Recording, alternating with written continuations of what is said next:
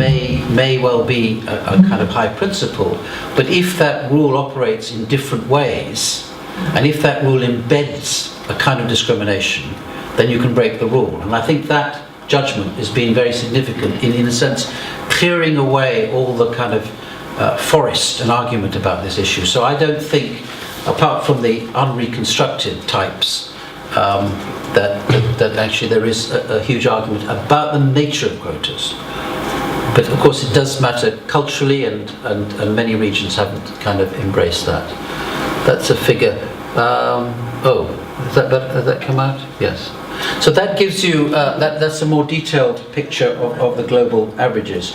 So a crucial change in this argument is, I think, in 1995 in the UN Beijing Platform for Action, and they passed a resolution to remove all obstacles to women's active participation in all spheres of public life, and actually set a kind of framework for the establishment of quotas. And since 1995, in 1995, there were 11% on average globally women in parliaments, and 2/3 of parliaments had less than 10% of female members.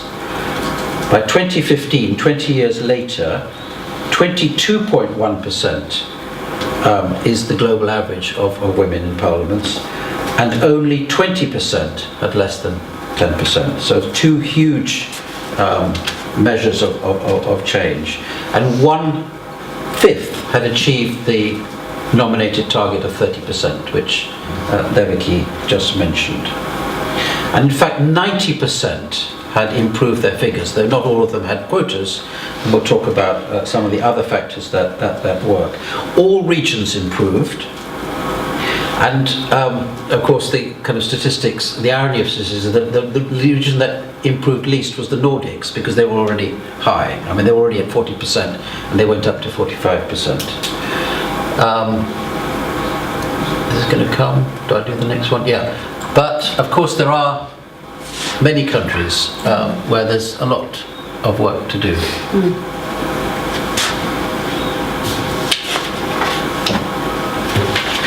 So let's talk a little bit about a couple of case studies. One is Rwanda, which is a very cited story, and you've got headlines like that, and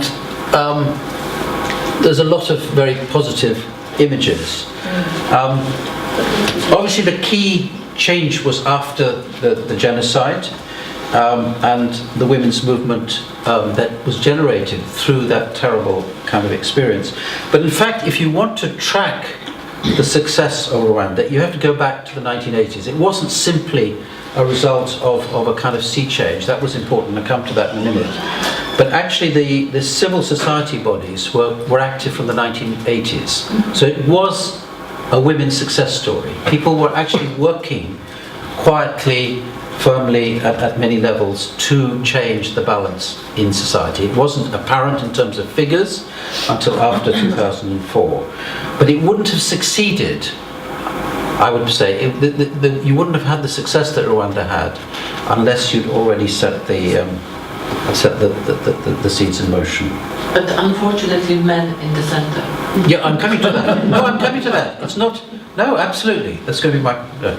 So the second thing is obviously the international connections through the crisis helped enormously. And thirdly, I think I have a friend who's done the work, so I've interviewed her and talked about it. A woman called Judith Kaneukosi, who was the only woman on the Constitutional Commission who actually helped change the thinking and introduced the notion of codifying women's rights and introducing the notion of gender. So the story looks very, very positive. But, and she's stolen my thunder, but of course it's an authoritarian system, okay, built around an individual and a one-party system. And actually what's happening is that the women are selected on the basis of their loyalty to the party and the basis of which they agree to follow agreed policies from their leader. So in a sense, what I wanted was, one of my messages here is that actually the figures, statistics are very important, and we need them, and we all work in our different fields like that. But the story is always more complicated, and we have to look at the kind of detail. And one of the findings of this kind of studies on quotas and so on is that actually, and you always expect a backlash, is that what parties do is sometimes they use quotas to control the selection systems. So there is a finding that we found, a book by someone called Rahat, particularly studying Israel, in which it was made quite clear that actually what parties found is because they couldn't guarantee that their kinds of candidates were getting into the right selection modes and into the parliament, they actually introduced women's quotas because it was easier and simpler to control the situation. And if you think of, I'll come to that. If you think of another country, for example, Botswana, where there's a very strong women's movement and very active, but they haven't managed to get quotas. They haven't managed to actually persuade. There's a great sense of social awareness and the need that women are underrepresented and underprotected in the law. But because they haven't been able to get quotas, they've got hardly any kind of representation. So there are lots of different elements at play. The other case study I thought I would just touch on, but is about India. And the strange thing, and we'll come to that, is that India, in terms of parliament, ranks incredibly low, 148th in the world. And this is the sort of demand that's still on the table, which keeps getting lost. It's getting closer and closer in Parliament, but it still gets lost. And men in Parliament, I think, are the key blockages. But this very exciting reform that was introduced from 92-93, which was 1/3 of women leading, and this has been actually amended to increase. So a number of states have already gone to 50%. And as was spoken, I mean, the outcomes are incredibly kind of exciting. I've actually done some research as well. I've interviewed women in Rajasthan, and it's incredibly exciting when the woman becomes the head of the council, the sarpanch. And they can actually then begin could change the whole kind of mood and so on. Obviously there is great variation, and these local councils work better in some states like Karnataka, Andhra, Kerala and so on. So there's a variation of effectiveness of the council itself, but there isn't any doubt that now it's 20-25 years that people have got used to having women present. I mean, when I interviewed some Rajasthan women, yes, exactly, they came to the council, but the men sat on the chairs and the women all sat squatted on the floor, probably replicating what might happen at home. And it's quite extraordinary, and now it's either everybody sits on the floor like in Rajasthan, they all have a similar, or as Devaki was suggesting, they can all have chairs. So it's an enormous success, and there was a recent report, I think, by Manish Shankaraya, which looked at the outcomes and talked about the positive things. Now, I'm going to rush on a bit and talk about female leadership, because I thought while doing this, I mean, I'm just having a little bit of fun here, posed the hypothesis that were you to get a female leader, might that make a difference to the system?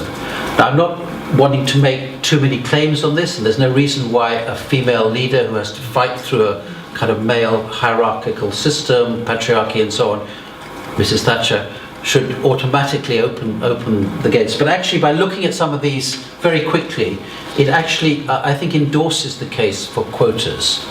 So if you look at Golda Meir, while she's the Prime Minister, there's no significant change. The change happens in 2003, really, when there's a step change. Is that right? Yes, here. Yeah. Okay, that's when the change really happens. And what the analysis suggests is that actually there's a much more sense of awareness in the 80s and 90s generally of the role and importance of women, but more significantly in the mid-90s parties adopt quotas for women. The parties themselves adopt quotas for Labour. The Labour Party adopts a 10% quota, and Likud adopts 1 in 10 on lists. So the change comes through quotas. So again, quotas work. In Bangladesh, again, you had quite a lot of female leadership, Hamida, but the change really happens when we get the reserve seats. India, very interesting. I mean, it's the one that's stuck behind because there's still this battle for reserve seats.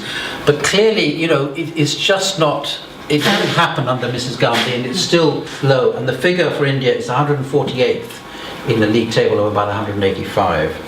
And this is shocking for us because, of course, at local government we've got this fantastic sea change, and people kind of bursting with energy and perhaps even potential, and to some extent in states. And you've got wonderful women. And there is this struggle, and in both houses. What I'm amazed about is that even in the Rajya Sabha, the upper house, which is much more appointed, so people might appoint people on merit and ability, it's still incredibly low figure. But you see, no real significant contribution. Again, in Pakistan, it's when the reserve seats come that the big change happens. In Argentina, I don't want to overclaim this, but it's actually showing me that what I found out of this was not so much that a women prime minister necessarily makes a huge difference, but it shows that it's the quotas that are doing the work. Okay, and I think that's what's important for our story today.